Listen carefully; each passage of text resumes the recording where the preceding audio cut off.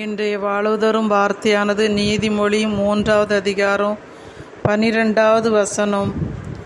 ஆண்டவர் தாம் யாரிடம் அன்பு கொண்டிருக்கிறாரோ அவர்களை கண்டிக்கிறார்.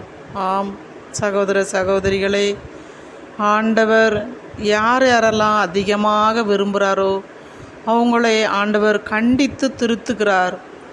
துன்பம் மூலமாக இருக்கலாம், மனசோர்வுனால் இருக்கலாம், மனக்கவலையினால் இருக்கலாம், கணவனால் இருக்கலாம், மனைவியாகலாம் இருக்கலாம், பிள்ளைகள் மூலமாக இருக்கலாம், பல பிரச்சனைகள் மூலமாக கூட ஆண்டவர் நம்மளதை கண்டித்து திருத்துகிறார். நான் எதில் தவறி இருக்கிறேனோ அதில் திருந்தி வாழும்போது ஆண்டவர் சொல்லுகிறாரு, நான் உன்னை அதிகமாக நான் நேசிக்கிறேன், அன்பு செய்கிறேன், உன்னை விரும்புகிறேன், அதனால தான் உனக்கு சிறு சிறு பிரச்சனைகள் வருது என்று சொல்லி இதோ ஆண்டவர் வாக்கு கொடுக்கிறார்.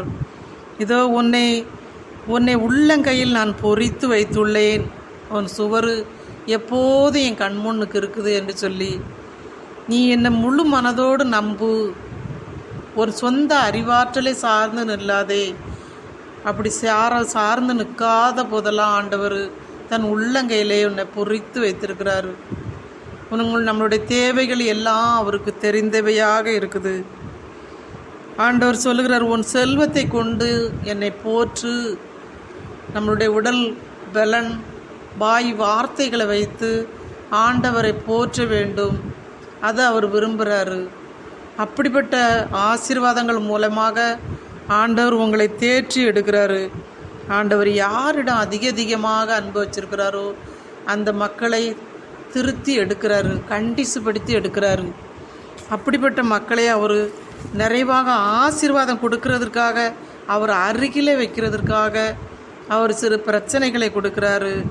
அவருடைய வழக்கை நீடி ஆயிலும் அவர்கள் இடக்கையை செல்வங்களையும் மேன்மையாக அளிக்குது என்று சொல்லி இதோ நம்ம வேதத்தில் வாசிக்கிறோம்.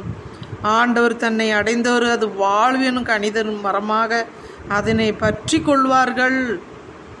ஆண்டவர் தருகிற கனிகளை உண்போர் மகிழ்ச்சியாக வாழ்வார்கள். இந்த வார்த்தைகளை படித்து தியானிக்கும் போது ஆண்டவர் சொல்கிறாரு, ஆண்டவருடைய வார்த்தை தேனிலும் இனிமையானது, தெவிட்டாத சுவையான வார்த்தைகள்.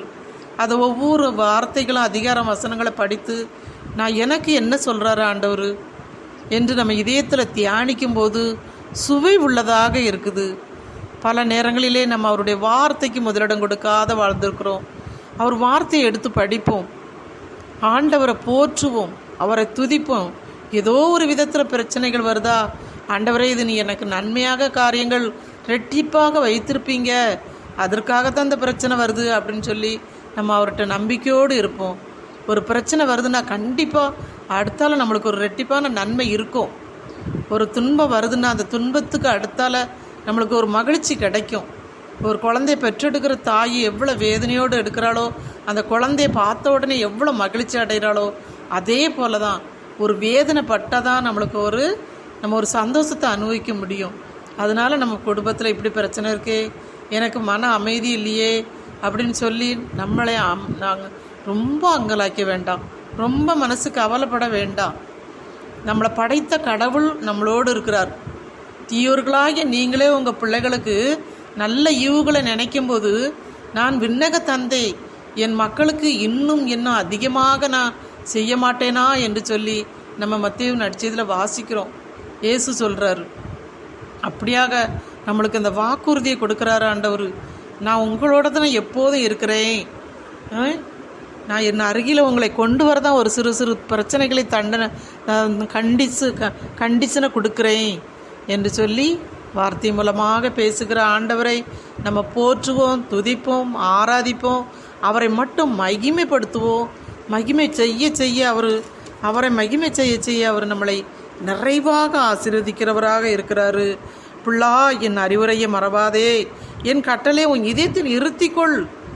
ஆண்டவருடைய வார்த்தையை நம்ம இதயத்தில் இருத்தி சிந்திப்போம், தியானிப்போம், அவரை போற்றுவோம், அவரை மகிமைப்படுத்துவோம். அவர் எல்லை இல்லாத ஆசீர்வாதங்களை நாம் பெறுவோம், பெற்று மகிழ்ந்து களி கூறுவோம், சந்தோஷப்படுவோம். மரியே வாழ்க.